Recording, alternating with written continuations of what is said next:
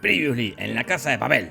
Un grupete de ladrones se pusieron nombres de ciudades del mundo y se robaron bocha de guita de un banco. Después se escaparon y se fueron a vivir la vida en diferentes partes del mundo. Estuvieron 2 años boludeando hasta que se mandaron una cagada. Por eso hoy, en Te lo resumo así nomás, La Casa de Papel, temporada 3. Los atracadores más simpáticos de España estaban viviendo la vida como prófugos y millonarios. Nairobi y el ruso por algún motivo se fueron juntos y bailaban en la pampa argentina. Denver y la rubia estaban en otro lado viviendo con el pibito de ella. El profesor y la policía estaban en el sudeste asiático. Y Tokio y Río estaban en una isla viviendo medio en pelotas de la caza y de la pesca. Y todo marchaba relativamente bien hasta que empieza a marchar relativamente mal. Tokio está tirada en la hamaca paraguaya y piensa: ¿para qué mierda me robé 200 millones de euros y voy a estar acá como una boluda viviendo de la caza y la pesca? Me parece que me voy a la mierda. Sí, eso haré, me iré a la mierda. Le dice a Río que se va, pero sin él, porque quiere estar sola para pensar un poco. Río le da un teléfono satelital para que hablen cada tanto, a pesar de que eso estaba recontra reprohibido. Pero él dice: no pasa nada, Tokio, está todo bien. Pero no. Porque cuando él prende el telefonito, ¡pumba!, los intercepta el FBI. Tokio zafa gracias a sus habilidades para esquivar policías, pero Río no zafa una mierda y lo meten preso y lo torturan. Y estas aventuras podrían haber terminado acá, pero no, porque el profesor ya sabía que iba a pasar esto y cuando se escaparon les dijo qué hacer en caso de que los encuentren. Les dijo que se aprendan unos números de teléfono, uno por continente, y cuando haya un quilombo llamen para hablar con un contacto que los va a llevar con el profe. Cuando pasa todo esto, Tokio llama a uno de esos teléfonos y el contacto atiende a pesar de que ya pasaron 2 años. O sea que todo dependía de que el contacto que trabajaba de eso siga pendiente a pesar del tiempo. Dependía de que el contacto esté al lado del teléfono a las 24 horas. Dependía de que justo no esté cagando cuando llame uno. En fin, el contacto estaba disponible y la lleva a Tokio con el profe y se reencuentran. Ahí le dice: profesor, hay que rescatar a Río. Sí, le dice el profesor, lo vamos a rescatar. ¿Cómo?, le pregunta Tokio. Haciendo lo mismo que hacemos todos los años. Tratar de robar un banco con un plan que sale bien de pedo gracias a que yo puedo prevenir todo lo que va a pasar. Un par de años antes, incluso antes del robo pasado, el profe y Berlín habían planeado robar la reserva del oro del Banco de España. Y para eso contaban con la ayuda del mejor actor de la historia del planeta, Rodrigo de la Serna. Se murió 1/3 de tu banda y no hiciste nada. La concha de tu madre. ¿Qué carajo te coto? No tenés la culpa tampoco, ¿sabes? Es el pináculo de su evolución. Al final ese plan quedó en la nada, pero años después, cuando tienen que rescatar a Río, el profe lo va a buscar a De la Serna y le dicen que van a robar el oro ese. Para eso suman a otros personajitos. Bogotá, como el que sabe soldar. Marsella, como el que sabe de teléfono y esas cosas. Y, como ya dije, Rodrigo de la Serna, como el estereotipo argentino que es medio bardero, misógino, dice che, boludo y falta que tome mate y coma dulce de leche.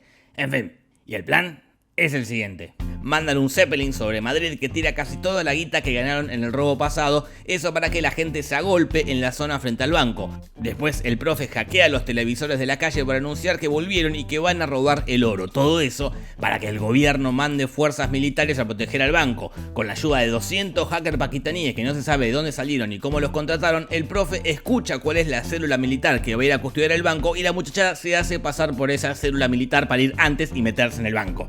Detonan unas bombas para que se cierren las puertas automáticas y después se meten en el sótano, que es donde está el oro, e instalan un sistema para bucear en esa cámara porque ahí se inunda como sistema de seguridad. Sacan el oro, lo funden en una metalúrgica portátil que instalaron ahí para convertirlo en pepitas y poder sacarlo más fácil. Todo eso mientras el profe y la policía van de acá para allá monitoreando todo en una caravana y hablando con la muchachada con un sistema antiguo de comunicaciones para que no los intercepten, y hablando con la policía con un celular unido a otro celular que lleva Marsella en una caja paseando por toda la ciudad para que tampoco los intercepten. Todo este quilombo para que en algún momento la policía proponga un intercambio de rehenes. Y cagate de risa, lo proponen.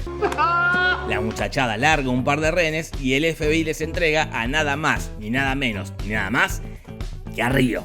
Y se dan el abrazo más esperado por toda Latinoamérica unida. Pareció todo muy fácil, ¿no? ¡Ja! Bueno, sí, la verdad que sí, fue bastante fácil todo. Te digo, ni me sorprende. Pero, en algunos momentos se complicó. Como cuando un rehén se revela y empiezan los tiros y le lastima la vista de la Serna, pero el profesor ya sabía que iba a pasar esto y les hizo llevar todo un kit de primeros auxilios para operar cualquier cosa. O como cuando le meten un gas omnífero para dormirlos para que después se metan unos policías, pero el profesor ya sabía que iba a pasar esto y además de darles máscaras, preparó todo un sistema de láser y explosivos para atrapar a los policías. O como cuando estaba por entrar la policía de nuevo para matarlos, pero el profesor ya sabía que iba a pasar esto y le dijo a la muchachada que saquen de una caja fuerte unos archivos que tiene todos los secretos de todos los gobiernos de Europa para amenazarlos y que no entren. O como cuando meten a Río con un micrófono, pero el profesor ya sabía que iba a pasar esto y les enseñó a sacar micrófonos escondidos en el cuerpo usando el cadáver de un chancho.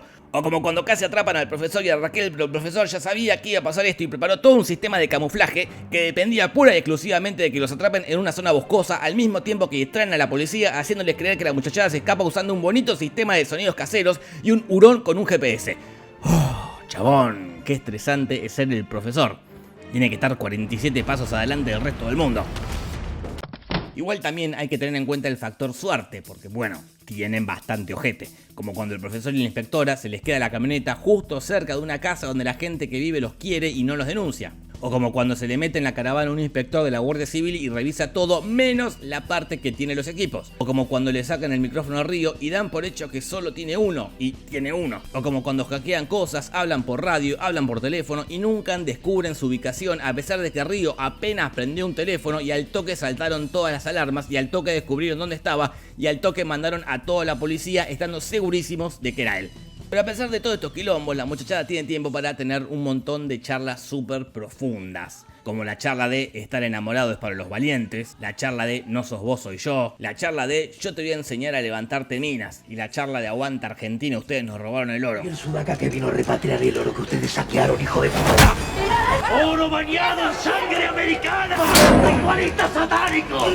¡Repite con la corta! ¡Para allá!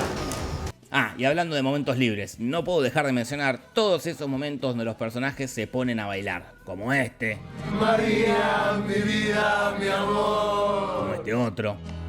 El arroyo de la sierra. Este otro. Y ver mi rostro en otras vidas. Sí, y otro más. Bueno, todos los que bailan.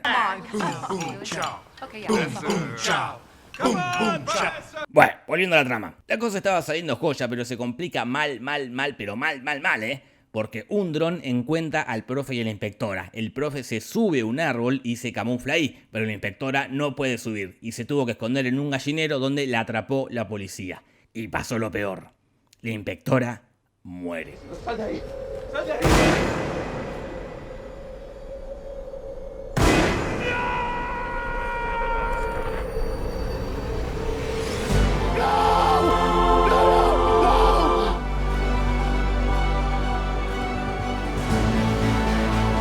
¡Asesino de mierda! ¡Bestia! ¡Bestia! ¡Bestia! Y hay más malas noticias, porque Nairobi también muere.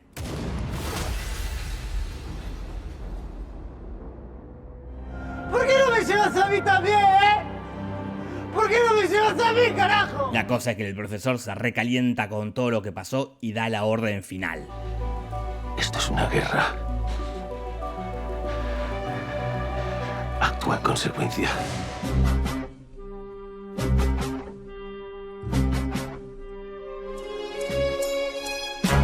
¡Ahora!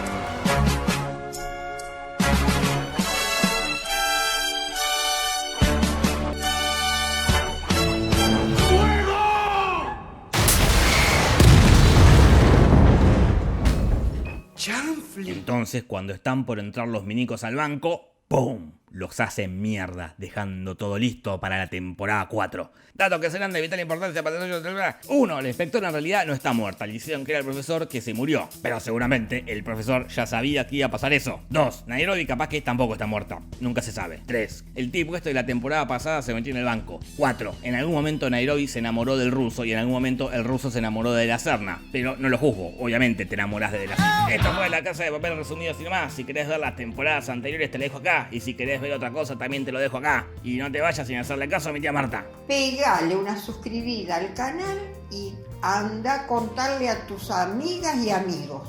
Punto. Besitos, besitos, chao, chao. Buenas noches.